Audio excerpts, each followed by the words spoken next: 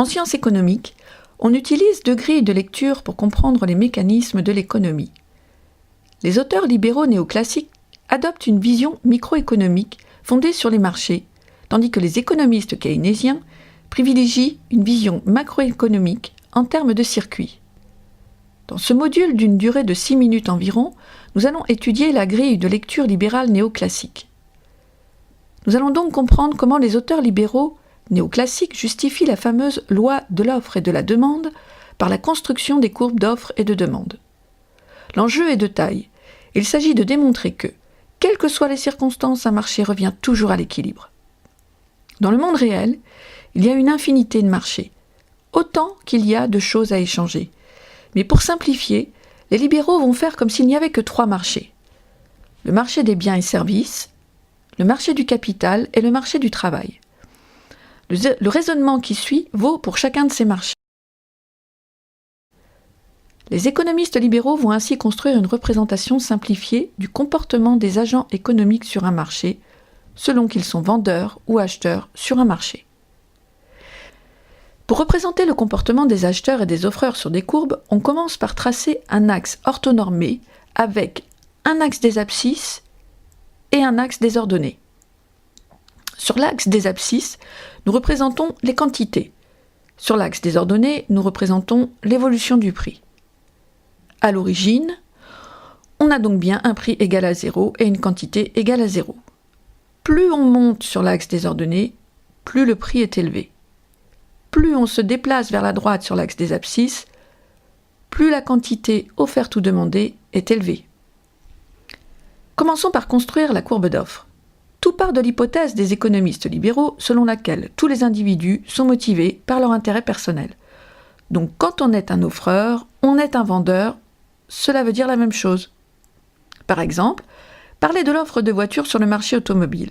Cela veut dire que l'on parle de la quantité de voitures mises en vente par l'ensemble des producteurs de voitures sur le marché des voitures à un moment donné. En phase 2, on trouvera les quantités de voitures demandées par les acheteurs. On comprend bien que, quand on est un offreur, plus le prix est élevé, plus on va souhaiter vendre des voitures, car cela va augmenter notre gain. On peut ainsi tracer le point correspondant, prix élevé sur quantité offerte élevée. Inversement, si le prix est faible sur le marché, du point de vue de l'intérêt personnel des offreurs, il n'est plus très motivant de vendre des voitures à un prix aussi bas. Par conséquent, la quantité que nous allons offrir sur le marché va également être très faible. En fait, nous pourrions poursuivre ce raisonnement tout au long d'une courbe qui a une allure croissante.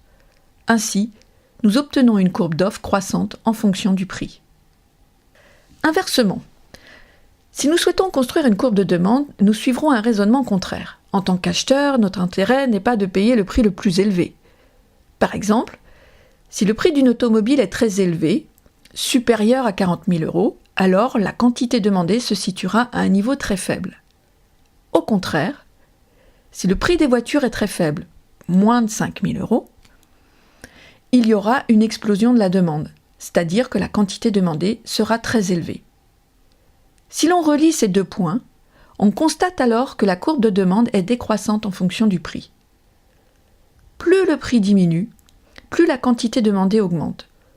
Plus le prix est élevé, plus la quantité demandée diminue.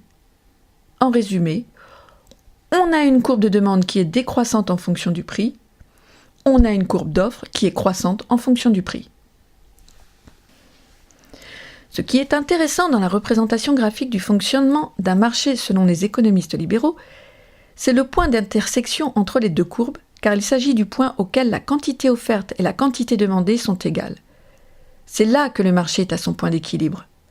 Le prix d'équilibre P étoile a mis d'accord les offreurs et les demandeurs pour échanger une quantité d'équilibre Q étoile. Ainsi, quand l'offre est inférieure à la demande, la quantité offerte est en Q0 et la quantité demandée est en Q1. C'est une situation du marché que l'on pourrait trouver le mois précédent Noël par exemple, quand la demande du cacao augmente brusquement sur le marché du cacao. Sur le graphique, on voit que le niveau du prix du cacao est trop faible dans cette situation. Trop faible pour attirer des offreurs supplémentaires et trop faible pour décourager les demandeurs. En bref, Le prix est trop faible par rapport au prix d'équilibre du marché. Que va-t-il se passer ? La demande est supérieure à l'offre. Par conséquent, le prix va monter comme dans toute situation de pénurie, jusqu'à P étoile, le prix d'équilibre. Si le prix monte, alors de nouveaux offreurs vont augmenter la quantité offerte sur le marché, car un prix plus élevé les attire sur ce marché.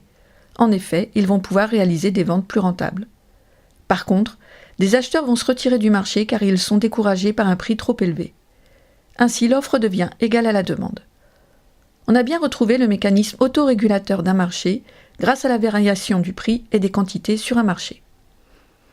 C'est ce qu'on appelle la loi de l'offre et de la demande dans l'analyse libérale néoclassique selon laquelle si l'offre est supérieure à la demande, alors le prix diminue, faisant baisser l'offre et augmenter la demande, ce qui aboutit à une offre égale à la demande. Si l'offre est inférieure à la demande, alors le prix augmente, faisant augmenter l'offre et diminuer la demande, ce qui aboutit à une offre égale à la demande.